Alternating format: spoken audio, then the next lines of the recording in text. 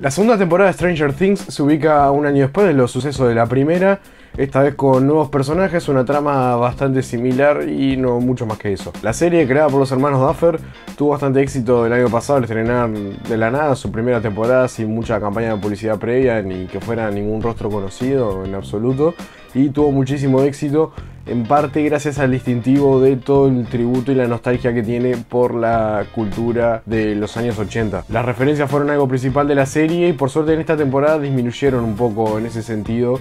Si bien en la primera temporada había momentos en los que había escenas puestas solamente para referenciar alguna película y no para tener un evento o algún desarrollo dentro de esta serie, acá uno de los primeros cambios positivos para mencionar es cómo mejoraron en sí mismo y tienen ya una mitología propia y no precisan pararse sobre otras películas para elegirse. Es por ejemplo el caso cuando hacen referencia en uno de los primeros capítulos a los panqueques de Eleven, que ya sabemos la referencia y el significado que tiene para los personajes por algo que vimos previamente en esta misma serie y no en otras películas. Otra de las primeras cosas interesantes en esta segunda temporada es lo cambiado que están los personajes. El desenlace de la primera temporada no pasó gratuitamente por su vida y dejó varias secuelas, y por eso es que principalmente a Will y a Mike lo vemos bastante cambiado en esta temporada. Eso es algo muy bueno.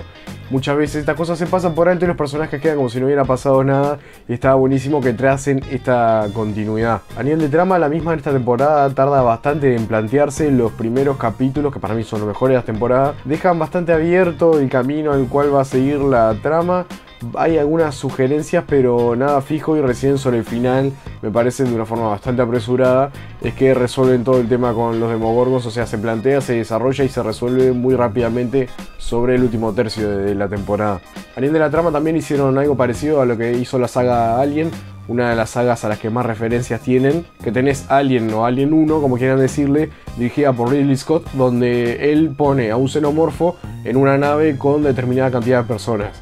James Cameron, que fue a dirigir la segunda parte, dijo, bueno, si en vez de usar un xenomorfo para una nave, hacemos un planeta lleno de xenomorfos, y ahí salió esa película espectacular que es Aliens o Alien 2. Acá hicieron lo mismo. Bueno, si en la primera temporada teníamos un Demogorgon, ¿qué pasa si acá hacemos tremenda pandilla de Demogorgons o Demodogs o como quieran decirle? Además de esto, la novedad de la temporada es la inclusión de varios personajes nuevos que me parece que no terminaron jugando a favor. El primero de estos personajes nuevos es Max, la chica nueva en el pueblo con un trasfondo familiar bastante complicado. Está muy bien incluido el personaje, está muy bien planteado, genera un interés y le da cierta autonomía y personalidad al personaje, que es algo que tengo que destacar para la serie. O sea, en un grupo conformado tan sólidamente como el de estos chicos, no es una tarea fácil añadir un nuevo integrante al grupo y que no suene como algo agregado por la fuerza. En ese sentido hacen un muy buen trabajo. Lo que sí, aviso por las dudas, esta review va a tener ligeros spoilers, así que te recomiendo no verla todavía si no terminaste de ver la segunda temporada de Stranger Things. Retomando lo de Max, me parece que el personaje estuvo bastante desaprovechado. No tuvo ninguna relevancia en la trama.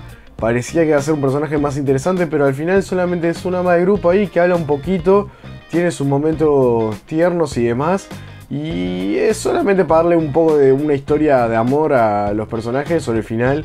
Y es como que se vieron obligados en este 2017, con tanta dictadura de lo políticamente correcto, a incluir por la fuerza a una mujer en el grupo cuando no lo justificaba tanto.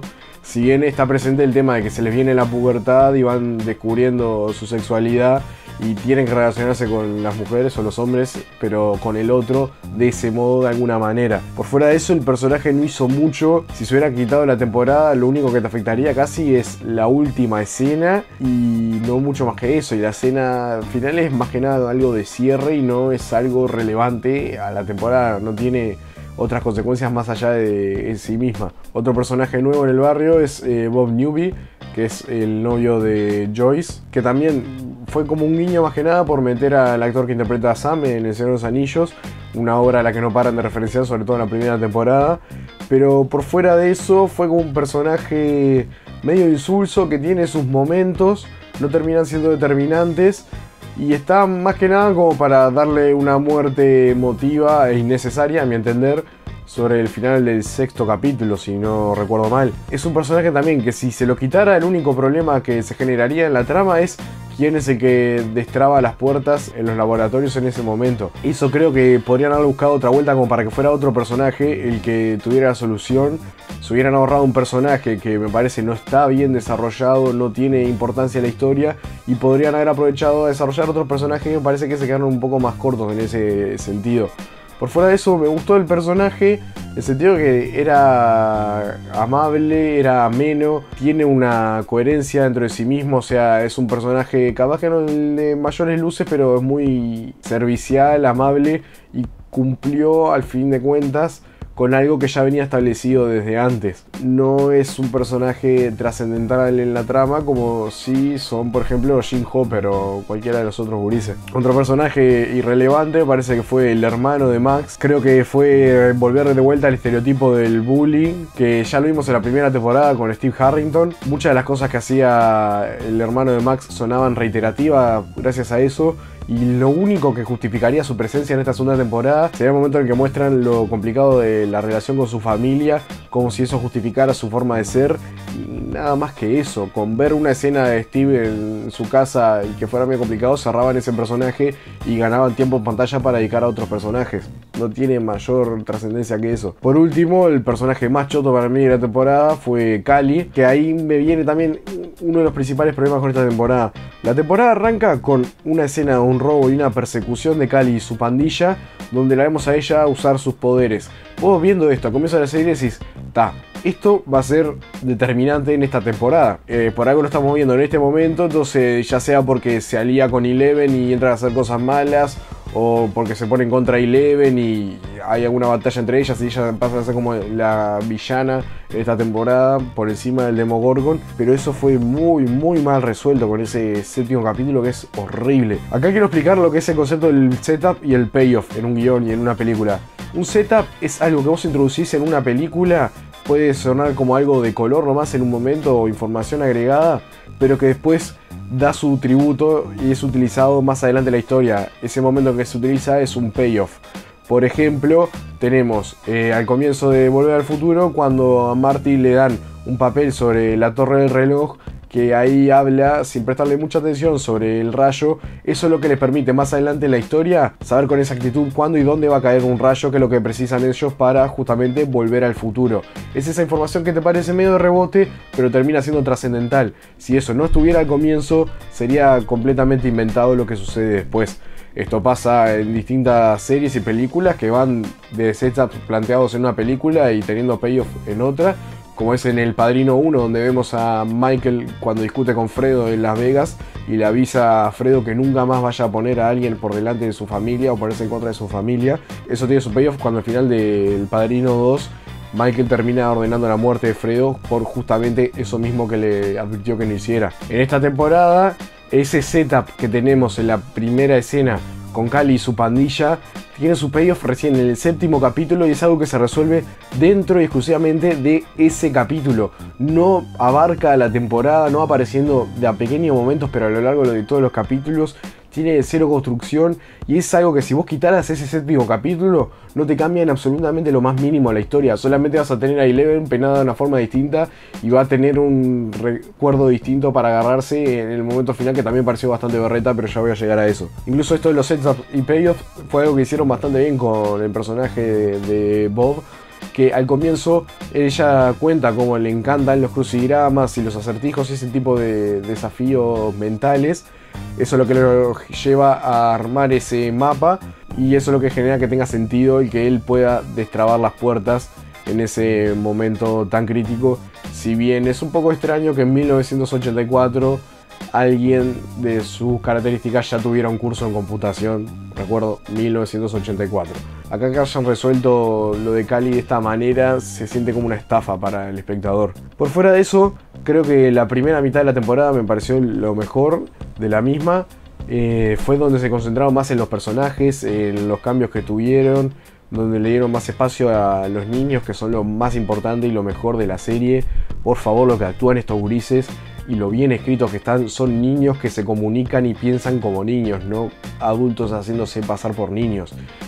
Muy clave esto en la escena cuando llegan a la escuela disfrazados de lo de Ghostbusters y entran a debatir quién es cada uno de la película. Eso es muy infantil y es muy a tono con lo que hacen en esta serie.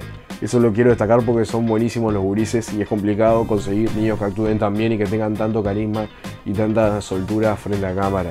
En lo particular quería destacar a Dustin, me parece que el pibe ese tiene un carisma, maneja tan bien la comedia y es a mi gusto el que más se destaca de todos los gurises. Otro personaje que me parece que se roba la serie es Jim Hopper. Por Dios, es muy buen actor, logra transmitir muchísimo con el personaje y genera que se desbalancee un poco la serie. Me parece que en esta temporada quisieron ser muchísimas cosas al mismo tiempo. Quisieron tener un thriller de terror sobrenatural, quisieron tener dramas personales, dramas familiares, dramas sociales, comedia infantil, drama adolescente y termina medio desbalanceado porque no desarrollan toda la cosa de una forma pareja. Y también porque hay cosas que te la desbalancean. O sea, si yo estoy viendo como un padre que se le murió una hija está sufriendo tanto como está sufriendo con Eleven, yo entiendo lo que siente ese personaje. No me importa mucho, la verdad, qué es lo que le pasa a un pibe que apenas vemos en pantalla, que lo está acosando un monstruo que ya sé que lo van a terminar resolviendo de una forma fácil y sin contar con bajas significativas. Siguiendo en ese camino, me parece que otro de los grandes errores de la serie en esta temporada fue cómo trajeron de vuelta a la vida a Eleven. Por la relevancia que ha tenido el personaje en la primera temporada y cómo había pegado culturalmente, era obvio que Eleven iba a volver de alguna manera. Yo en lo personal no quería que así fuera porque había tenido una muerte gloriosa y digna al final de la primera temporada y sabía que si la traían a la vida en esta segunda temporada iba a ser de una forma berreta. Dicho y hecho, todo eso tan complicado que pasó en la primera, todo ese sacrificio que hizo, todo eso, al final lo único que les costó fue pasar un agujerito y listo, se solucionó todo. ¿En serio? ¿Con eso se solucionó todo? Tuvieron más facilidad en escribir esa escena que lo que tuvo mi ex para dejarme, loco, no pueden ser tan vagos. Tendrían que haberse partido un poco más la cabeza pensando en eso. Ella se pasa ahí 2 minutos recorriendo pasillos que parecen sacados del juego de Play 2, el Obscure, en un lugar que te da la apariencia de ser más frío que el corazón de mi ex. De la nada, un agujerito se mete y listo, el problema. No, loco, no. Un aspecto también en el que creo que mejoraron respecto a la primera temporada es que con esos razonamientos infantiles que tienen, en algunos momentos llegan a conclusiones que terminan siendo trascendentales en la serie de una forma demasiado fácil, vaga y sin justificación casi. Como a Joyce le da la impresión de que se puede comunicar con su hijo a través de la electricidad, algo completamente tirado de los pelos. Se le ocurre que poniendo un alfabeto en la pared y relacionándolo con luces va a poder comunicarse con él y le termina funcionando y eso termina siendo muy relevante en la serie. Suena muy agarrado de los pelos, muy conveniente y tendría de última que haberse trabajado un poco más, también como el regreso a la vida de Eleven, tendría que haber sido un poco más complicado, si no es muy gratuito y termina haciendo el final de la primera temporada parecer como una estupidez cuando había sido un momento bien logrado. Acá tiene sus momentos pero en general mejora bastante. Las cosas que me parecieron flojas fueron cómo llegaron a armar el mapa en toda la casa de Joyce. O sea, un mapa que tiene que ser sobre una superficie bidimensional plana, si querés tomar medidas fidedignas. Ellos están viéndolo y usándolo a lo largo de una casa con distintas divisiones, con relieve y demás, cuando no tendría que servir de esa manera.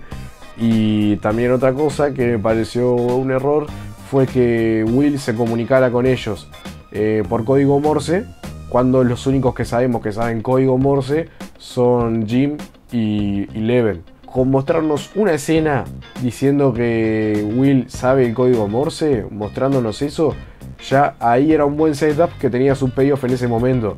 Como no existe esa escena, o existe pero con los personajes equivocados en esta situación, decís, ¿cómo carajo sabe esto? Y decís, ese guionista que se metió en un enredo, no sabía cómo salir de esa situación e inventó que Will sabía Morse. Listo, cobremos. Otra cosa que no me gustó de esta temporada es cómo descansaron muchísimo en los flashbacks. En los flashbacks uno le termina faltando respeto al público. Cuando un personaje está cometiendo una acción y recuerda algo y vos metés un plano de eso que está recordando, es como decirle, mirá, vos que sos el público, sos estúpido y no te acordás de esto que vimos hace 5 minutos. Por eso te voy a poner esto para que te lo acuerdes.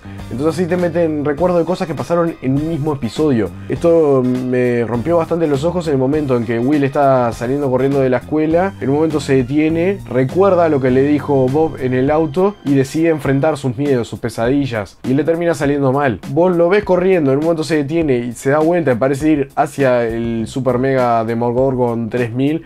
Y ahí decís, ah, claro, me acuerdo, está haciendo lo mismo que le dijo Bob hace 5 minutos cuando iban en el auto. Pero como la serie me trata de estúpido, me pone ese plano en el medio, porque yo si no, no me acordaría. Y es como una manera de faltarle el respeto al público. Esto pasa bastantes veces, pero ese me parece que fue el momento que más quebró todo. En definitiva, siento que esta temporada me dejó gusto a poco, porque no hubo mayores arcos de transformación. O sea, la mayoría de los personajes terminan en un lugar muy similar al que arrancaron. Hubo muchos personajes intrascendentes, muchas cosas... Y no hubo, como en la primera temporada, momentos clave. Esos momentos que pasan los años y vos te acordás de esas escenas con cariño porque te marcaron de alguna manera. En la primera temporada es excelente el momento en que se abrazan los cuatro después de reconciliarse de una pelea.